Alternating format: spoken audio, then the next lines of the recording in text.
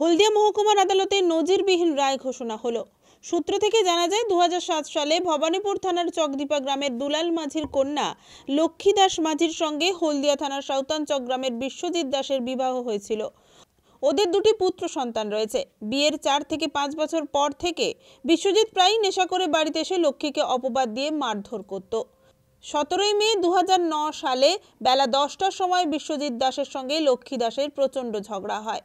ওই দিন দুপুর 2টো নাগাদ বিশ্বজিৎ দাস লক্ষ্মীকে তাদের বাড়ির মধ্যে কাটারি দিয়ে নৃশংসভাবে কুপিয়ে হত্যা করে। বিশ্বজিৎ পালিয়ে যাওয়ার চেষ্টা করলেও প্রতিবেশীরা ধরে ফেলে।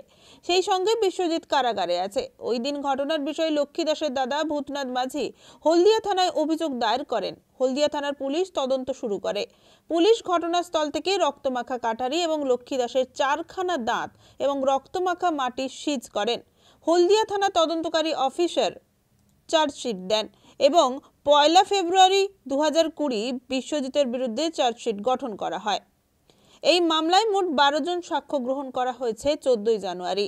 হলদিয়া আদালতের মাননীয় অতিরিক্ত জেলা দায়রা বিচারক শ্রী অঞ্জন কুমার সরকার বিশ্বজিৎকে ভারতীয় দণ্ডবিধির আইনে 302 ধারা অনুযায়ী দোষী সাব্যস্ত করেছেন এবং 15 জানুয়ারি সাজা ঘোষণা করা হয়।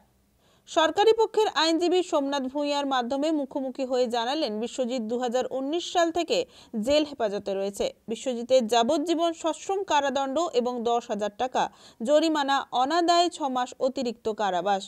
আজকে আমাদের হলদিয়া অতিরিক্ত জেলা দায়রা বিচারক শ্রী অঞ্জন কুমার সরকার হলদিয়া পিএসের একটা কেসে উনি সাজা ঘোষণা করেছেন। অভিযুক্ত ব্যক্তির নাম বিশ্বজিৎ দাস।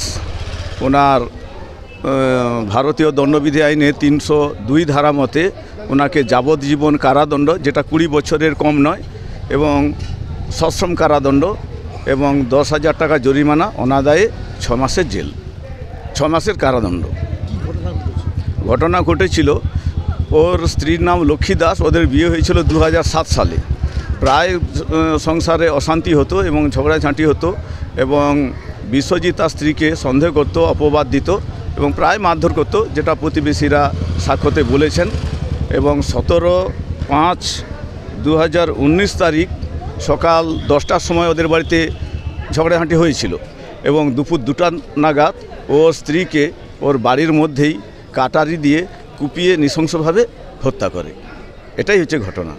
ওদের দুটি পুত্র সন্তান আছে, এখনও পর্যন্ত জেলেই আছে। 2019 থেকে ও খুন করার পর পালিয়ে যাওয়ার চেষ্টা করেছিল, প্রতিবেশীরা ধরে ফেলেছিল।